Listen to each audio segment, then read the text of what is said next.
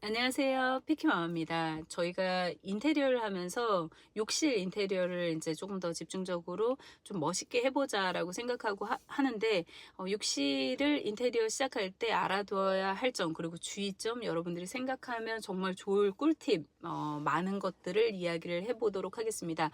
우선 첫 번째로, 처음에 인테리어를 딱 시작할 때, 누구나 굉장히 멋진 욕실을 만들고 싶다라는 생각이 들잖아요. 그래서 머리 안에서는 타일의 그런 생각을 막 하게 됩니다. 근데 타일에도 보통 두 가지로 이제 인테리어 하시는 분들께서 이제 말씀을 해주시더라고요. 이제 가격대로 보면 이게 일반 타일이고 이게 포세린 타일입니다. 그래서 포세린 타일이 조금 더 가격이 비싸고 좀 많이 비싸고 일반 타일보다. 그리고 일반 타일에서도 300에 300 있고 300에 600 있고 막 이러잖아요.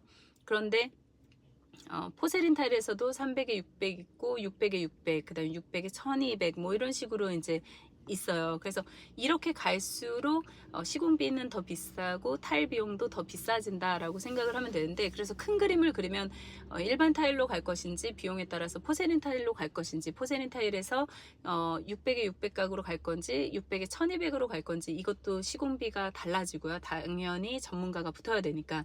그리고 뭐 고급 소재를 사용해야 되니까 무조건 다 올라가게 되어 있잖아요. 그래서 이제 그런 거를 결정을 하셨다면, 이제 포세린 타입으로 오르는 결정을 했으니까 비용을 좀 업그레이드해서 포세린 타일로 했다 하면, 여기서부터 이제 어떤 타일을 선택할까라고 생각을 하는데, 첫 번째는 이제 타일 선택에 대해서 말씀을 드리면요.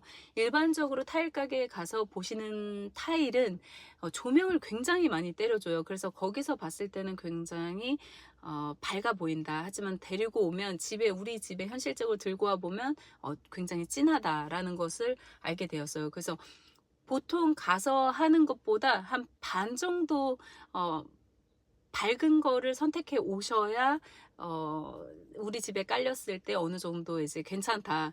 처음에 저희가 가서 이제 선택을 한 타일은 좀 약간 살짝 어둡게 가자라고 선택을 했는데, 거의 처음 거를 선택한 걸 가져왔다면 우리 집에는 거의 무슨 검은색, 흑나라에 들어온 듯한 느낌이 들었을 거예요. 그래서 몇 번을 진짜 고민해서 너무 현우 세라믹스에서 굉장히 잘 제안도 해주셨고, 다행히 바꿔주셨고, 그래서 저희가 이제 변경을 했지만, 아무튼 그 컬러에 대한 거는 굉장히 신중하게 골라야 된다라는 생각이 들었고요.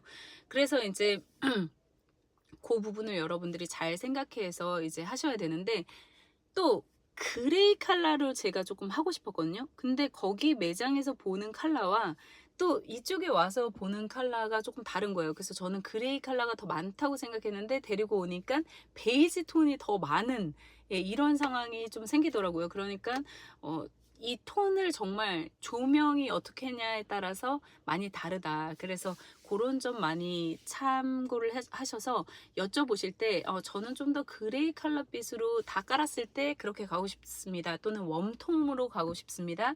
뭐 이런 거를 좀 말씀을 하셔야 되고, 그 다음에 이렇게 매지가 이렇게 패턴이 조금 복잡하게 붙였을 때 복잡해지는 것도 있고, 또 때로는 굉장히 간결해 너무 심플해지는 경우가 있어요. 그러니까 이게 어느 정도인지를 한번 그림으로 한번 확인해 보시고 해보시는 게 정말 도움이 될 것 같고요. 그래서 이제 타일을 이제 그렇게 선택을 했죠. 그런데 또 이제 저희가 조금 조적에 대해서 말씀을 드리려고 하는데요. 사실 조적도 분명히 저희가 다 하고 나면 멋있게 하겠지만 후회하는 것이 분명히 지금 생기는 것 같아요. 그래서 우선 멋있는 것을 택함으로써 포기해야 하는 것들이 굉장히 많이 생기더라고요. 그래서 가정집에서 특히나 뭐 40평대 이상이 아닌, 저희는 이제 34평대 정도, 34평 정도니까 아무래도 이제 여기에서 그 화장실에 대한 적당한 공간이 나오지가 않잖아요. 그런데 욕심은, 조적을 세우고 싶은 욕심이 있어서 우선은 조적을 세우면 단가가 올라갑니다. 올라가게 되고요. 왜냐면 거기에 이렇게 딱 이렇게 세워야 되니까 젠다이도 이렇게 해야 되고, 젠다이 위에 이렇게 이렇게 45도로 해가지고 이렇게 하는 거 이름을 까먹었는데, 아무튼 그렇게 해가지고 조적을 세워야 되고, 그다음 조적을 약간 세워서 저희는 고급스럽게 좀 그 욕조 옆을 해보고 싶고 막 이렇다 보니까 비용이 더 많이 발생되고, 그다음에 매립 선반을 하려고 이렇게 깎다 보니까 그 비용도 좀 추가가 되고, 이러면서 이제 조금씩 움직이면서 이 세면대 다이도 조적에 따라서 조금 더 움직여야 되니까 조적을 또 옆에 세워줘야 되고 막 이런 상황이 생기면서, 조적으로 인해서 스페이스, 머리 감는 그 욕실의 스페이스는 적어지면서, 왜냐면 여기가 젠다의 그 옆에 이렇게 조적이 생기면서 여기가 이제 조금 닫게 될 거거든요. 왜냐면 그 조적을 세움으로써 작은 욕조 70밖에 안 되는 욕조를 넣었단 말이에요. 그렇다 보니까 아마도 저는 괜찮겠지만 신랑이 머리를 감을 때나 그럴 때 여기에 부딪힐 것 같다라는 생각이 들더라고요.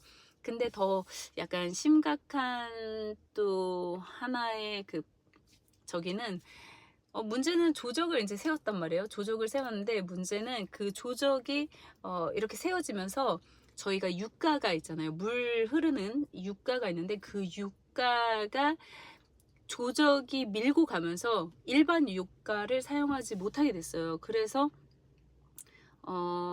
잘려진, 그러니까 작은 육가를 사용하게 됐죠. 이렇게 되면 물 흐르는 게 정말 그 하수구가 작아져요. 그래가지고 제가 이제 보여드리겠지만 이렇게 굉장히 작아져가지고 어떻게 보면 굉장히 아이러니한 그 디자인을 택하면서 이루어지는 되게 아이러니한 상황이 발생이 됐어요. 그래서 나중에 물 흐름이 정말 좀 걱정이 된다라는 생각이 들고요. 이게 분명히 이슈가 될 것 같다는 생각이 들어요. 살면서 이제 생활하다 보면 이거 우리가 조적을 괜히 세웠다라는 생각이 지금 많이 들고 있습니다. 그래서 이런 부분 조금 생각하시면서, 이렇게 너무 디자인을 생각하다 보니까 놓치는 부분, 이 부분이라고 생각이 들고요. 그리고 저희는 이제 지금 전반적으로 메탈, 그러니까 무광을 선택했어요. 니켈 무광 쪽으로 해서 모든 디자인을 맞췄어요. 그래서 저희가 매립을 하지는 않았어요. 사실 조적을 세우고 매립을 해서 수전을 넣거나 해바라기를 넣으면 되게 이쁘다는 거는 알겠지만, 저희가 막 고민을 했죠.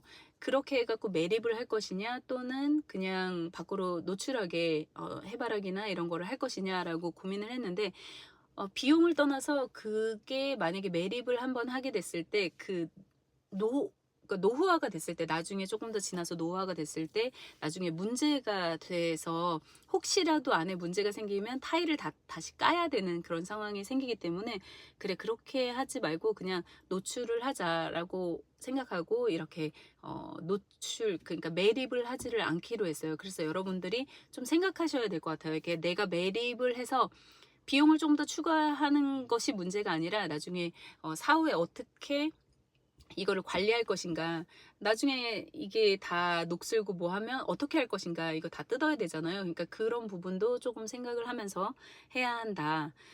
그리고 제가 잘했다고 생각하는 거는 장이에요. 장 아래 T5라고 조명을 넣는 건데요. 아무래도 조명을 위에서도 해주고 아래 그 장 아래에다가 해주면 좀 더 분위기가 살기 때문에 전구색 조명 T5 조명을 넣을 것을 추천을 해드립니다. 이거는 장을 선택할 때 그곳에 장을 추가해서 하시고, 그 다음 전기선을 뽑아서 거기다 해 놓으셔야 돼요. 그래야지 그걸 가지고 연결을 해서 T5를 할 수가 있습니다. 그리고 또 제가 여러분께 좀 알아두셔야 될 부분은 휴젠트인데요. 사실 휴젠트 많이 아시죠? 이렇게 환풍기 또는 이렇게 위에다가 그 온풍기 이렇게 해갖고 아이들이 있을 때 정말 도움이 많이 되는 것 같아요. 아이들이 있으면 다 씻고 나면 추울 수 있잖아요, 겨울에. 그럼 온풍기 틀고 하면은 정말 따뜻하게 환풍도 되면서 온풍도 되고 뭐 이런 게 정말 추가하는데 돈은 들지만 굉장히 괜찮다. 저도 저희 엄마 집에 달아놨는데 너무 괜찮아서 저희도 하나 거실에 하나 달아두기로 했습니다. 그 부분 정말 잘한 것 같고요. 그 다음에 정말 중요한 부분이 처음 설계 부분인데요. 욕실 설계를 할 때 가장 신경 써야 할 부분이 스위치로 어떻게 컬러 변화를 할 것인가를 먼저 생각을 해야 돼요. 그거에 따라서 조명 설계가 달라지거든요. 그래서 저희가 조명 설계를 어떻게 할 것인가, 스위치를 3개 둘 것인가, 이 하나의 스위치를 딱 켰을 때는 어떤 부분이 같이 움직일 것인가, 같이 꺼질 것인가, 켜질 것인가, 한 부분만 켜질 것인가, 이런 식으로 이제 자기가 생각을 해야 되고, 몇 와트짜리를 할 것인가. 저희 집은 기본으로 전체를 4천으로 하니까 만약에 보조등 같은 경우 전부 다 3천으로 하기로 했어요. 그러니까 그거에 맞춰서 설계를 하시는 것도 좋다. 근데 아까 T5가 들어가니까 그것도 같이 해갖고 스위치를 그것만 할 것인가 아니면 같이 해가지고 보조등과 연결을 할 것인가, 이런 거를 같이 생각을 잘 해보시면 욕실을 설계하는데 정말 많은 도움이 될 거라고 생각합니다. 마지막으로 저는 욕실을 할 때 너무 디자인에 신경 쓰다 보면 실용적인 거를 놓칠 수가 있다라는 것을 좀 말씀을 드리고 싶어요. 그래서 여러분들이 이런 거를 잘 생각하셔서 좀 추후에 욕실을 하실 때, 인테리어 하실 때 이 점을 좀 감안하면 좋겠다라고 생각해서 말씀을 드렸습니다. 지금까지 피키마마였습니다. 엄마 아빠가 행복한 그날까지 피키마마 갔어. 여러분 안녕 안녕 안녕.